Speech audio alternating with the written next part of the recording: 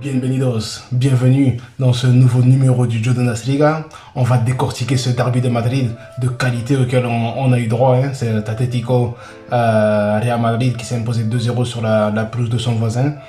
On a vu un début de match sur le premier quart d'heure.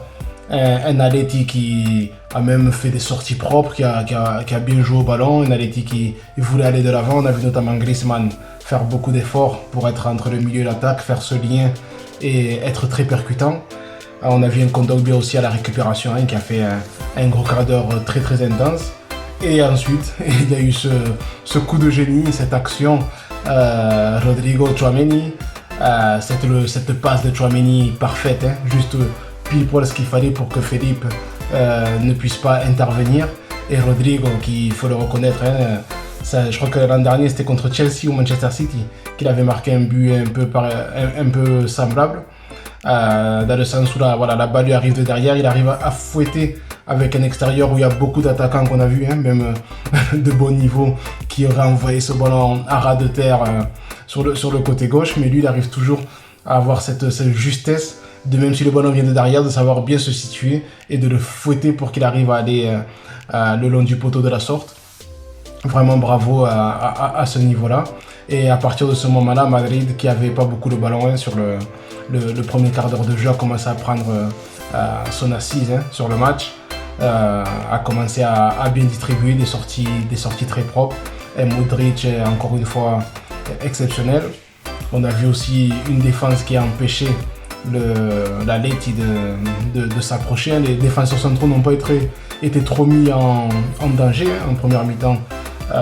Donc que ce soit Alaba ou Militão, qui ont été assez tranquilles. C'est les latéraux qui ont eu beaucoup de boulot, mais qui ont su bien intervenir. On avait un Carvajal dès les premières secondes qui a montré qu'il était vraiment dans le match aujourd'hui et que ça serait difficile de le passer.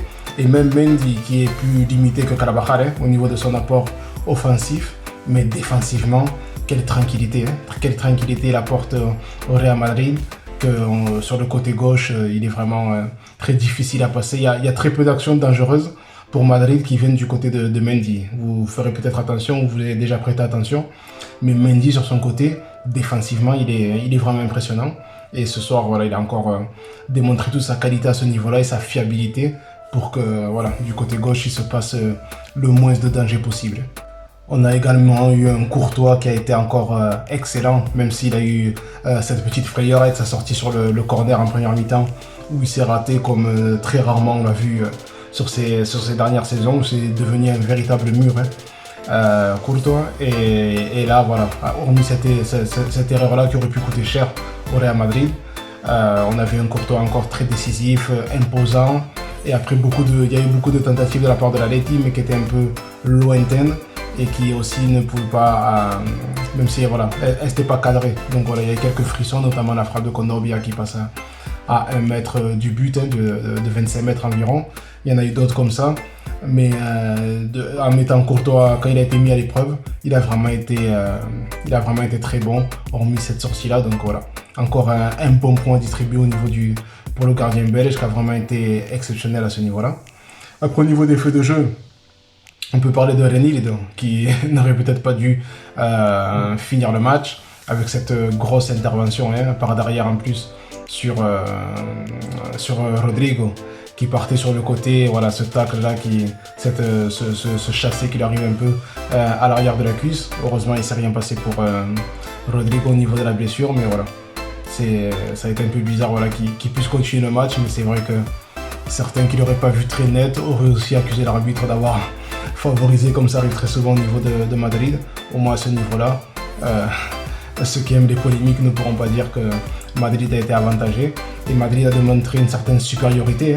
Ce que je reproche qu'on a pu échanger avec certains sur Twitter, c'est le fait que Madrid ne sache pas hacer sangre, comme on dit en espagnol, donc faire du sang comme peut le faire le Bayern ou le Barça aussi quand ils sont en position dominatrice.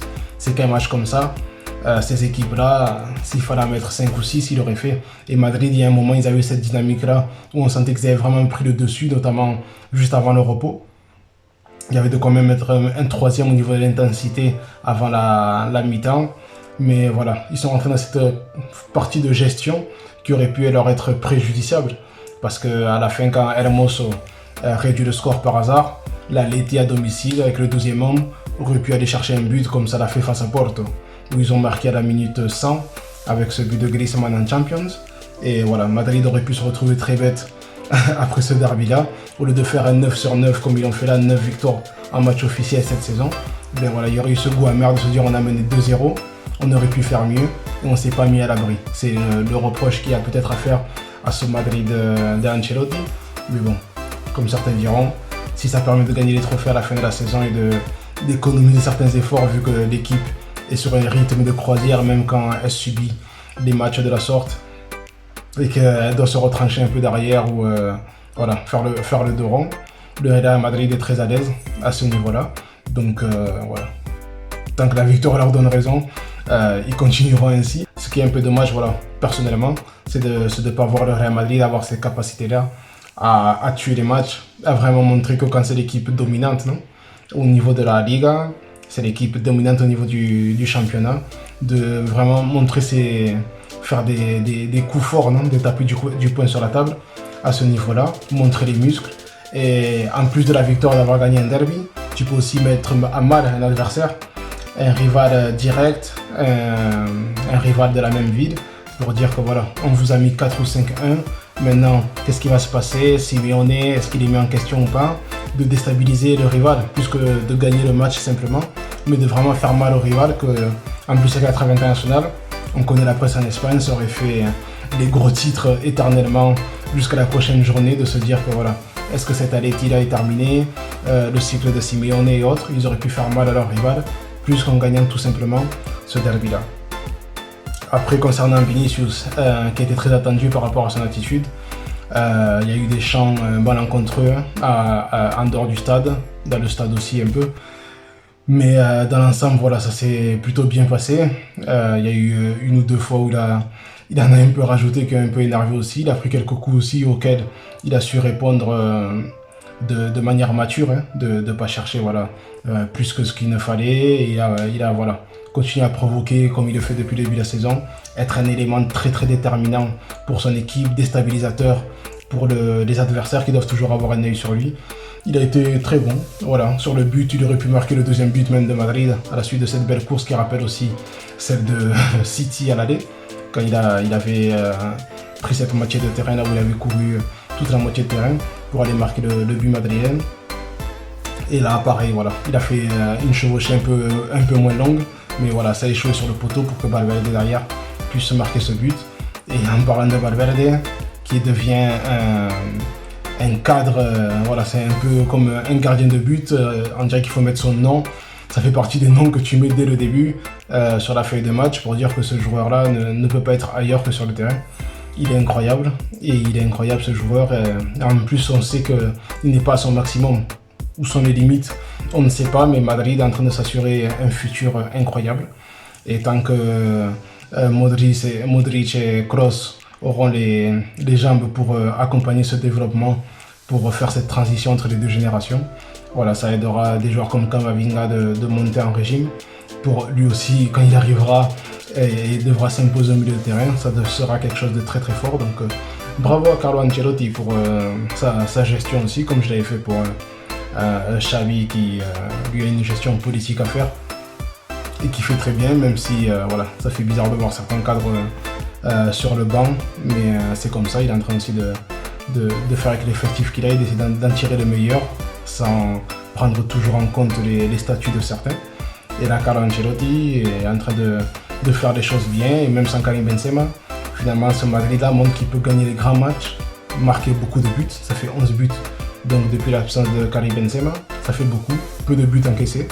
Donc voilà, c'est un Madrid très costaud. Donc bravo à eux, là on a la trêve internationale. On se revoit très bientôt, restez très attentifs sur les différentes actualités donc sur le Facebook de la chaîne.